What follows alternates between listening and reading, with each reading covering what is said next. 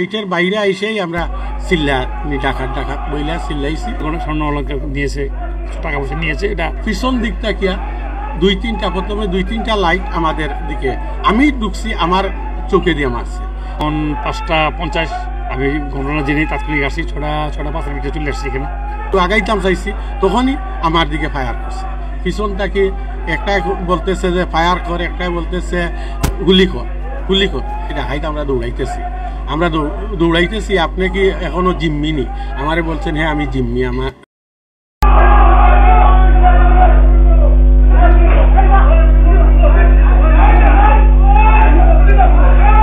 দেখছি গেটটা খোলা, তখন আমি গেটের ভিতরে ঢুকে ফেলছি।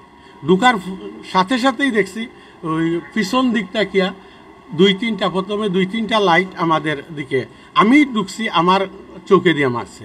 এরপরে আমি ডাকাত হইয়া আগাইছি, একটু আগাইতাম চাইছি, তখনই আমার দিকে ফায়ার করছে। পাবলিক যারা আরও কিছু চিল্লা চিৎকার শুনে আসছে, সবাই বলছে যে আমার উপরে গুলি করে দিছে। আমি বলছি না, আমার উপরে গুলি করে নাই, আমি ভালো আছি। আর আমি সবাই বলছি যে আপনারা একটু আগান, আমার সাথে আসেন, আমার কাছে আসেন। কেউ আর আমার কাছে আসে নাই। আমার ভাই সহ তারা একটু সেভ হয়ে গেছে। আমি রাস্তার নামছি, একটু পিছন দিকে গেছি। যাওয়ার পরে ডাকাতরা লাইট মাইরা, মানে পিছনটাকে একটাই বলতেছে যে ফায়ার কর, একটাই বলতেছে গুলি কর। এই গুলি ফায়ার শুই না, আর আমার ডানে বামে কেউ নাই, আমি একা। তখন আমি আরও কিছু ব্যাক করছি। ব্যাক করার পরে তারা একদম গেটের মুখে চলিয়ে আসছে।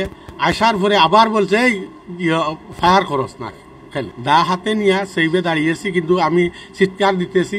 আর আমার পিছনে 5 গজ পিছনে অন্তত মানুষ 50-60 জন আছে।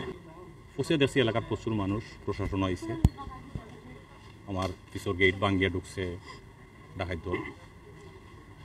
আমার বাড়ির দক্ষিণ সাইডের যে ওয়ালটা আছে, ওয়ালটা অফ খাইয়া ডাকাতগুলো ঢুকছে। এটার ক্লু পাইছি, আমরা দেখছি।